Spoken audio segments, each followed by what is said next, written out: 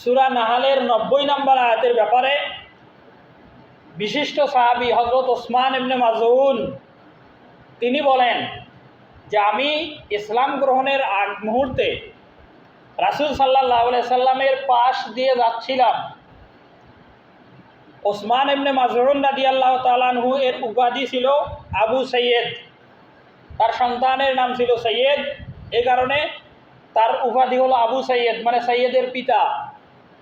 রাসূল সাল্লাল্লাহু আলাইহি সাল্লামের পাশ দিয়ে ওসমান ইবনে মাযউন রাদিয়াল্লাহু তাআলা আনহু যখন অতিক্রম করতেছিলেন, যাচ্ছিলেন অথবা কোনো জায়গা থেকে আসতেছিলেন, এমন সময় ওসমান ইবনে মাযউন রাদিয়াল্লাহু তাআলা আনহুকে নবী করিম সাল্লাল্লাহু আলাইহি সাল্লাম ডাক দেন উপনাম ধরে, যে হে আবু সৈয়দ, তুমি কি আমার কাছে বসবে না?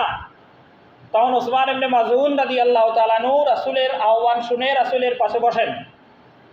এরপরে বসার পরে রাসূল সাল্লাল্লাহু আলাইহি সাল্লামের সাথে খুব সামান্যতম সময়, অল্প কিছু সময় কথা বলেন।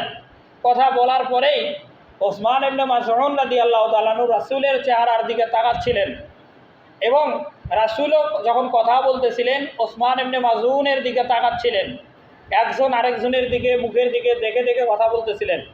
ঠিক এমন সময় রাসূল সাল্লাল্লাহু আলাইহি সাল্লামের মনোযোগ, মনোনিবেশ, দৃষ্টি ওসমান ইবনে মাযউন রাদিয়াল্লাহু তাআলা আনহু থেকে ফিরে অন্যদিকে যায় এবং ওসমান ইবনে মাযউন রাদিয়াল্লাহু তাআলা আনহু রাসূলের দিকে তাকান যে তিনি আমার থেকে দৃষ্টি ফিরায় নিয়ে কোন দিকে দেখা শুরু করলেন। ওসমান ইবনে মাযউন রাদিয়াল্লাহু তাআলা আনহু বলেন, আমি ধীরে ধীরে রাসূল সাল্লাল্লাহু আলাইহি সাল্লামের দৃষ্টি দেওয়া বিষয়ের দিকে তাকাই, তার দৃষ্টি কোন দিকে। ওসমান ইবনে মাযউন রাদিয়াল্লাহু তাআলা আনহু বলেন, রাসূল সাল্লাল্লাহু আলাইহি সাল্লাম ধীরে ধীরে আমার থেকে দৃষ্টি সরিয়ে নিলেন। এক পর্যায়ে দৃষ্টি তিনি আসমানের দিকে দেওয়া শুরু করলেন এবং আসমানের দিকে দিতে দিতে এক সময় তার লক্ষ্যটা স্থির হয়ে গেল। আসমানের দিকে নির্দিষ্ট একটা জায়গাতে রাসূল চক্ষুটা স্থির করলেন। ওসমান ইবনে মাযউন রাদিয়াল্লাহু তাআলা আনহু বলতেছেন যে আমি মনে করলাম নবী মুহাম্মদ রাসূলুল্লাহ সাল্লাল্লাহু আলাইহি সাল্লাম যে বিষয়টাকে দেখতেছেন, হয়তোবা কোনো জিনিস তিনি খুঁজতেছিলেন, এরকম একটা মনে হলো এবং খুঁজতে খুঁজতে তিনি মনে হয় পেয়ে গেলেন। এ কারণে আর দৃষ্টি অন্যদিকে সরালেন না এবং নির্দিষ্ট একটা জায়গাতে দৃষ্টি সীমাবদ্ধ রাখলেন, স্থির করলেন।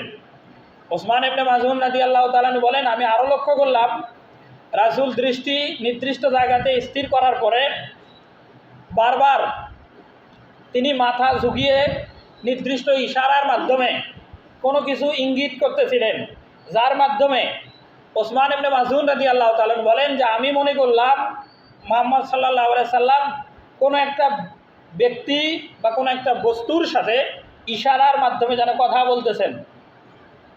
এরপরে এই ইশারার কথার শেষ পর্যায়ে ওসমান ইবনে মাযউন রাদিয়াল্লাহু তাআলা আনহু বলেন যে আমি লক্ষ্য করলাম রাসূল সাল্লাল্লাহু আলাইহি সাল্লাম মাথা নাড়িয়ে ইশারার মাধ্যমে তিনি একটা ইঙ্গিত করলেন, যে ইশারাটা মানুষ অন্যের কথা বুঝলে মাথা নাড়ানোর মাধ্যমে সম্মতি দেয় যে তুমি তোমার কথা বুঝছো কি না, এরকম যখন পরিস্থিতি হয় সেই উত্তরে মাথা নাড়িয়ে বা মাথা ঝুঁকিয়ে যে ইশারা করা হয়, নবী মুহাম্মদ সাল্লাল্লাহু আলাইহি সাল্লাম সেই রকম মাথা ঝুঁকিয়ে ইশারা করলেন। ওসমান ইবনে মাযউন রাদিয়াল্লাহু তাআলা আনহু বলেন, আমি বুঝতে পারলাম রাসূল কারোর সাথে কথা বলছেন এবং রাসূল সেই কথার মাঝে রাসূল সেই কথাটা পরিপূর্ণভাবে বুঝতে পেরেছেন, এটা তিনি বুঝালেন। এরপর ওসমান ইবনে মাযউন রাদিয়াল্লাহু তাআলা আনহু আরও বলেন যে আমি রাসূলের দিকে তাকায় তাকায় বারবার শুধু দেখতেছি যে আসলে তিনি কি করতেছেন। এক পর্যায়ে ওসমান ইবনে মাযউন রাদিয়াল্লাহু তাআলা আনহু বলেন, কথা বুঝতে পারার সম্মতি দেওয়ার পরে নবী মুহাম্মদ রাসূলুল্লাহ সাল্লাল্লাহু আলাইহি সাল্লাম এমন একটা ইশারা করলেন যে ইশারা দ্বারা বোঝা যায় কোনো একটা মানুষকে বিদায় দেওয়া হচ্ছে।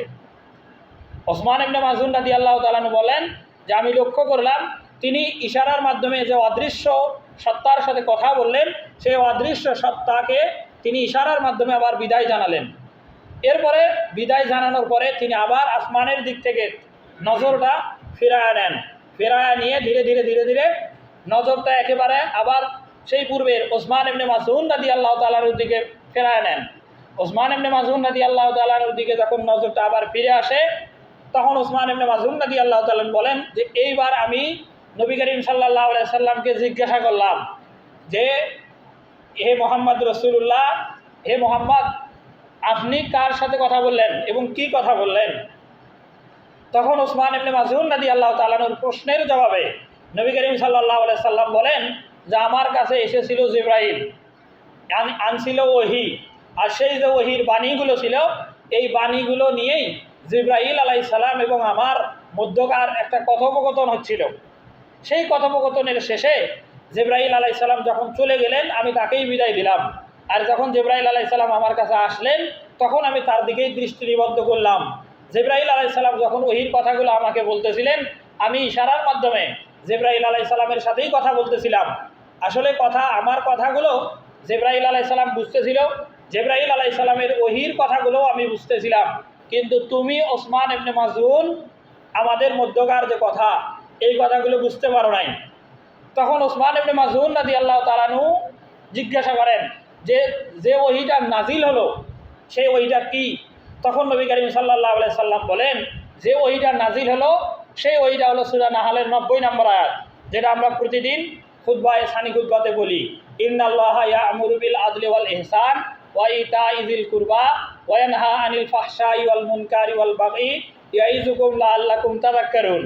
এই আয়াত বলেন ওসমান ইবনে মাযউন যেহেতু মক্কার অধিবাসী, মক্কার লোকের মাতৃভাষা আরবি, কোরআনের ভাষা আরবি, এই কারণে ওসমান ইবনে মাযউনের কাছে এই আয়াতের অনুবাদ করার প্রয়োজন হয় নাই। তিনি আয়াত শুনেই এই আয়াতের কথাগুলো বুঝতে পারেন এবং এই আয়াত নাজিলের যেহেতু ঘটনাটা তিনি স্বচক্ষে নবীকে দেখলেন, নবীর উপরে কীভাবে নাজিল হলো এই ঘটনা দেখে তার অন্তরের ভিতরে এত প্রভাব তৈরি করলো এই আয়াতটা, যার কারণে সাথে সাথেই ওসমান ইবনে মাযউন রাদিয়াল্লাহু তাআলা আনহু ইসলাম গ্রহণ করেন।